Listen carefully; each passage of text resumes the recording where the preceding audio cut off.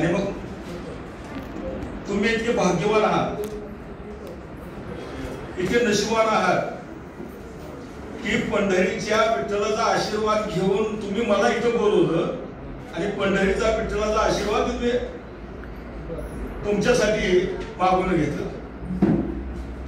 या सावित्रीबाई फुले महिला पतसंस्था, मोहोळ अर्बन बँक या वार्षिक सभेच्या निमित्तानं एवढ्या पंढरपूरच्या महाराष्ट्रातल्या येणाऱ्या मंत्रिमंडळ असेल, महाराष्ट्राचं कुलदैवत म्हणून सगळं येणारं भाग्यशाली जनता असेल, त्या सगळ्याचा अधिभार सारत मी आज तुमच्या या कार्यक्रमासाठी उपस्थित आहे.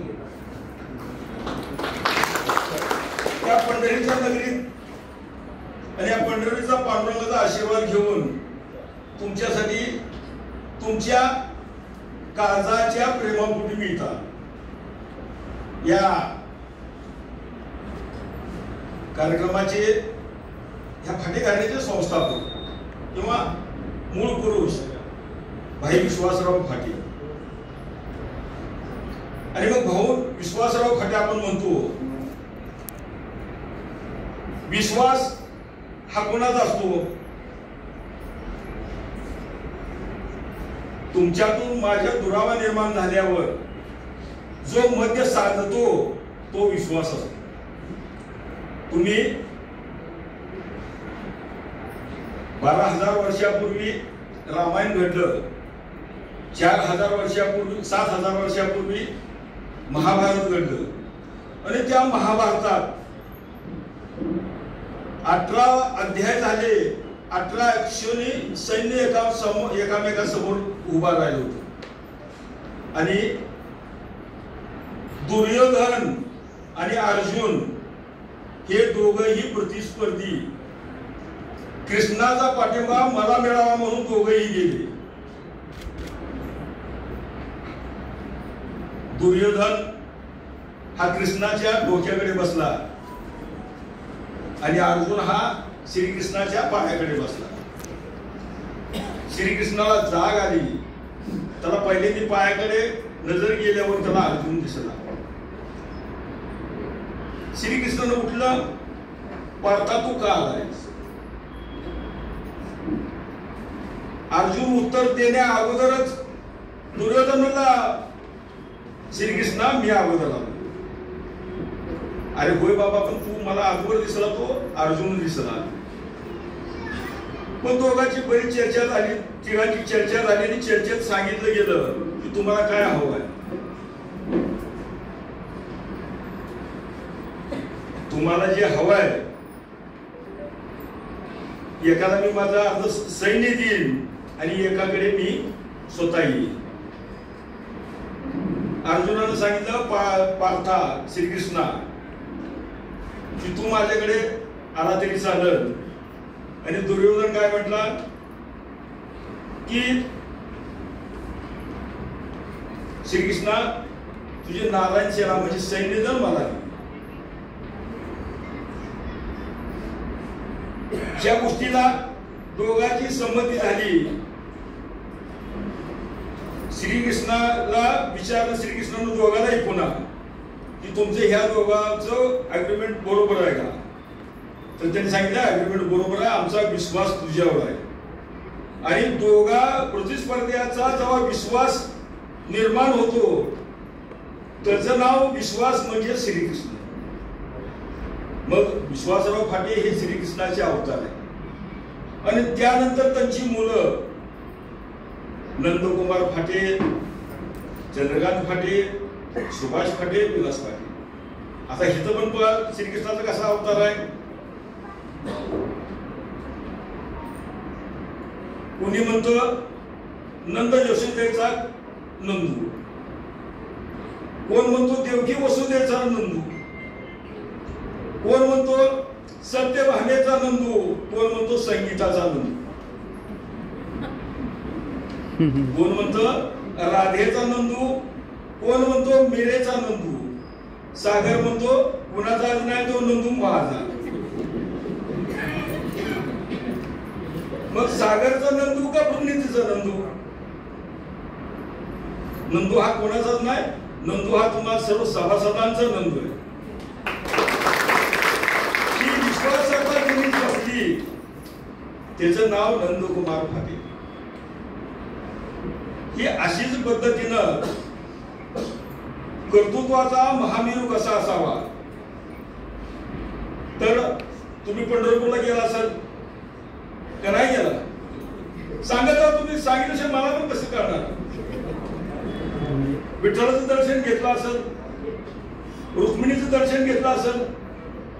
मग चैत्र पाडव्यापासून